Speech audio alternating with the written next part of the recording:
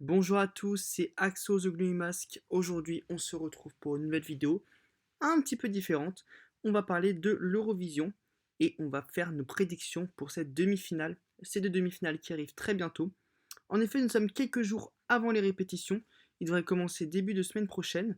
Du coup, on peut faire un petit peu des spéculations sans avoir forcément des indices ultra précis sur la mise en scène, histoire qu'on se projette encore un peu plus. On fera ensuite éventuellement une vidéo pour la grande finale, qui va arriver devant qui va même gagner cette finale.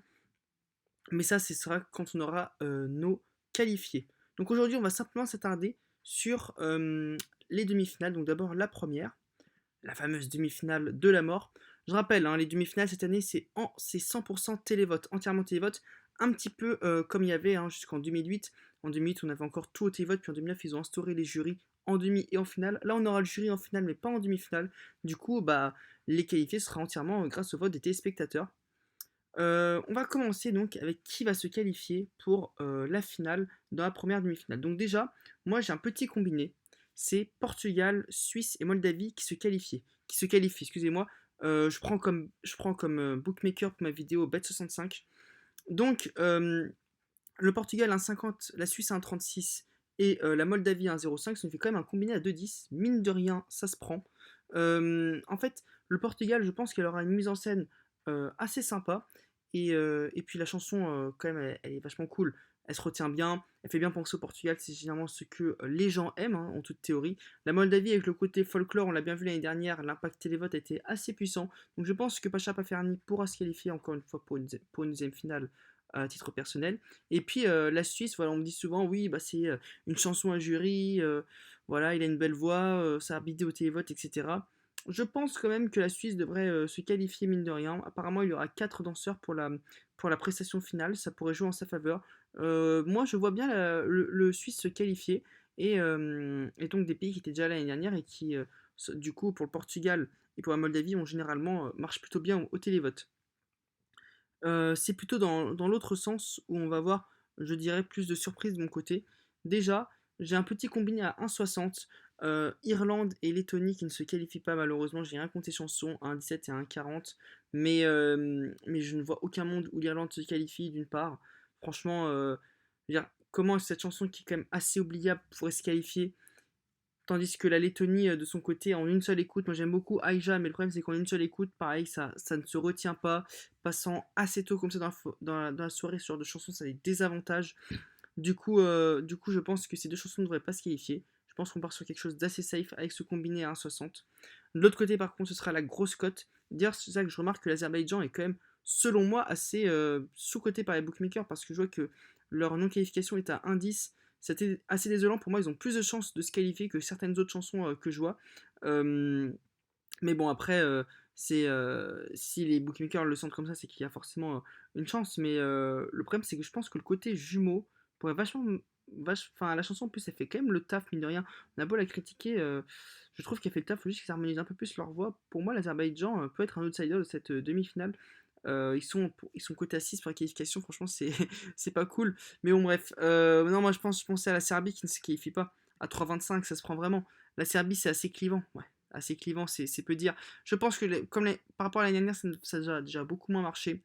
Moi j'aime bien un Samo Spava de Luke Black, mais pour le coup, il y a moyen que là, ça soit il rate le coche, la Serbie, eux qui se qualifient depuis 2018. Malheureusement, là, comment dire, je pense, la mise en scène que j'ai vue à la sélection ne me satisfait à titre personnel pas. Et si ce qualifie, alors ce sera très très très borderline. Parce que pour le coup, je pense qu'il y a bien une surprise, ce sera de ce côté-là. La Serbie qui ne se qualifie pas à 3,25. Pour moi, ça se prend. Côté vainqueur, qui d'autre que la Finlande, hein, je suis désolé, je vais pas être original, mais là je vois que.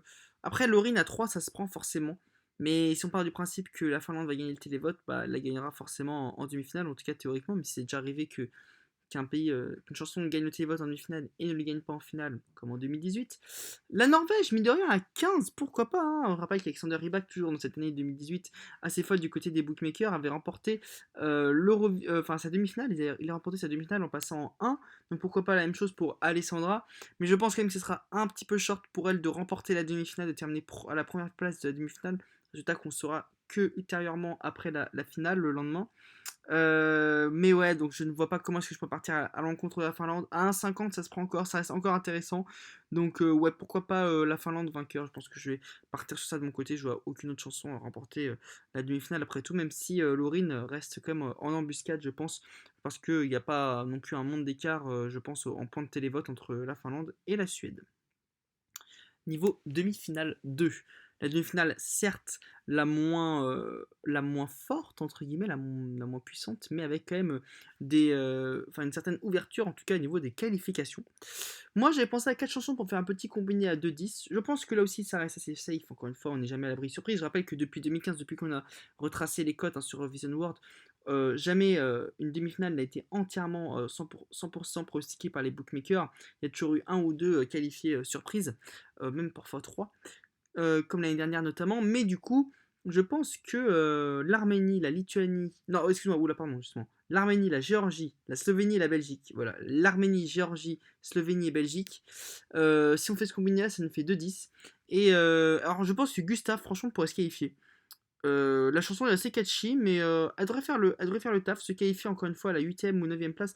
Je rappelle, il faut quand même terminer dans le top 10 sur 16 chansons, ça reste faisable.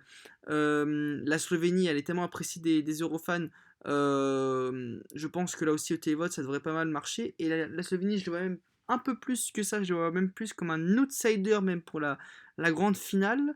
L'Arménie, même si elle passe en deux dans le Despot, qu'on n'a pas eu de qualifiés, qui sont passés en deux depuis l'Autriche en 2017, je pense que là aussi ça devrait le faire. Pour Brunette, sa chanson est quand même bien foutue. Et puis la Géorgie à 1,17, là aussi c'est propre. Ça devrait quand même passer assez largement cette affaire. Je la vois pas non plus forcément jouer la victoire en finale, la Géorgie, mais quand même la qualification amplement faisable. Et surtout ce petit combiné qui du coup moi me paraît assez safe, il est à 2,10. De l'autre côté, à 2,38 la qualifiée surprise, là je le mets pas dans mon combiné, sinon ça serait quand même risqué, mais du coup l'Albanie à 2,38, je pense que c'est vraiment faisable. Le côté famille va vachement bien marcher selon moi. Ils ont un bon running order. Et je pense que Albina et sa famille, du coup la famille Kelmondi, pourra avec Douillet atteindre la finale, hein, qu'ils ont raté l'année dernière notamment. Gros outsider, plutôt bonne cote à prendre. Je pense que la chanson est sous-cotée par les bookmakers, selon moi. En tout cas moi je prendrais ça, je partirais plus sur l'Albanie que sur certaines autres chansons que je vois même par ici. Dans celles qui ne se qualifient pas, ça me fait de plus en plus peur parce que moi, ma chanson préférée, hein, l'Estonie, commence de plus en plus à se rapprocher de la zone rouge des bookmakers. Moi, je crois énormément en ce que disent les bookmakers. Je leur donne énormément de crédit. Euh, Selon moi, c'est quand même un très bon indicateur, sans pour autant dire la vérité absolue, sinon ça serait bien triste. Mais pour moi, c'est un très bon indicateur pour savoir à peu près les forces en présence de chaque Eurovision.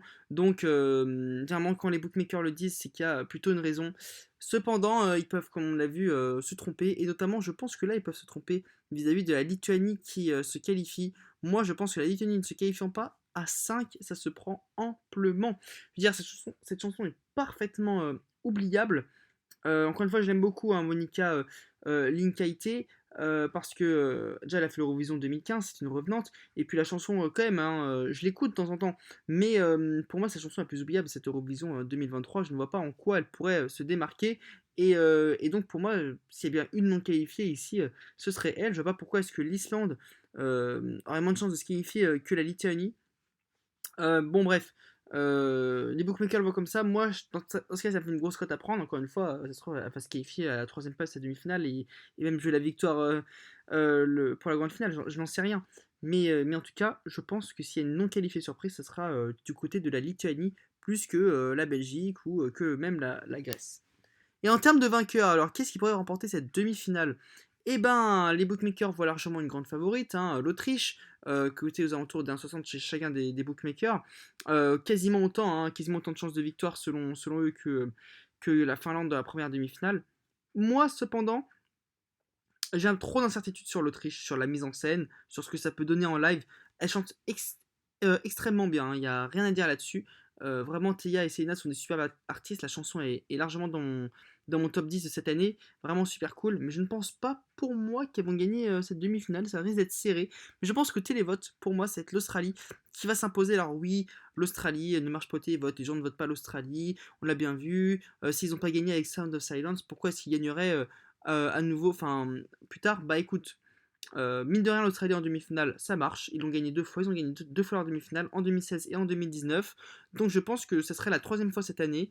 Et c'est pas pour rien qu'ils sont quand même cotés à 7 par les bookmakers. Je pense qu'ils ont vraiment un coup à jouer. En plus, en passant à la dernière position de passage, ça peut jouer à leur avantage. Parce que du coup, ils se démarqueraient des autres boys band de la demi-finale, aka Saint-Marin et la Slovénie. Et puis la chanson est vachement sympa. J'adorais leur chanson Dreamer qu'ils avaient l'année dernière à la sélection australienne. Et les Voyageurs, enfin comment dire, Promise, excusez-moi, de Voyageurs, du coup le nom de leur groupe, est tout aussi impactante et ils devraient vraiment faire le taf. En plus, les versions live sont vachement cool. Moi, je pense que c'est un outsider, en tout cas un véritable dark horse, comme on l'appelle, pour cette demi-finale 2. Après, ça ne jouera absolument pas la victoire le samedi suivant. Et puis il y avait une autre cote que je voulais voir avec vous. C'était le meilleur pays balte. Là encore une fois, je ne comprends pas en même temps. Enfin, c'est logique, hein, si on a vu c'était après ce qu'on voit juste avant. Mais la Lituanie, qui est le pays. En gros, quel pays balte a le meilleur résultat à l'Eurovision cette année? La Lituanie, sont les bookmakers. Au côté à 1,73. Pour moi, ça ne se produira pas. Je pars bien évidemment sur ma chose préférée de cette année, qui, je ne vais pas vanter tous les mérites de cette chanson, elle est absolument extraordinaire. Alika est une formidable artiste et en plus, la chanson est directement rentrée dans mon top 5 all-time de l'Eurovision. Enfin, alors que, je sais pas, les gens la foutent, tout le monde la fout dans les 20e, etc.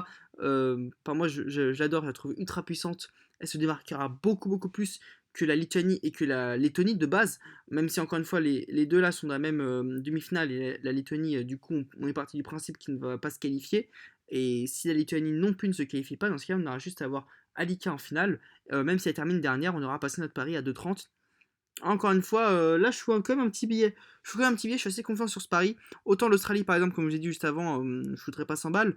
Mais là, 2,30, l'Estonie qui a un meilleur résultat. Et puis même si la Lituanie se qualifie, je ne vois pas comment est-ce que la Lituanie pourrait terminer, je ne sais pas moi par exemple, 13e, 14e et l'Estonie 24e. Enfin bref, du coup, pour moi, je pars sur Estonie comme belle cote à aller chercher à 2,30. Ça se prend. Et on verra si j'ai eu raison, j'ai eu tort. Je pense évidemment que pas tout ne va passer. Mais à voir, très intéressant à suivre en tout cas ces demi-finales. On verra si l'Eurovision est aussi joué d'avance que veulent nous dire les bookmakers. En tout cas, on n'y est pas encore. Sur ce, je vous dis à la prochaine. Passez une bonne semaine. Ciao.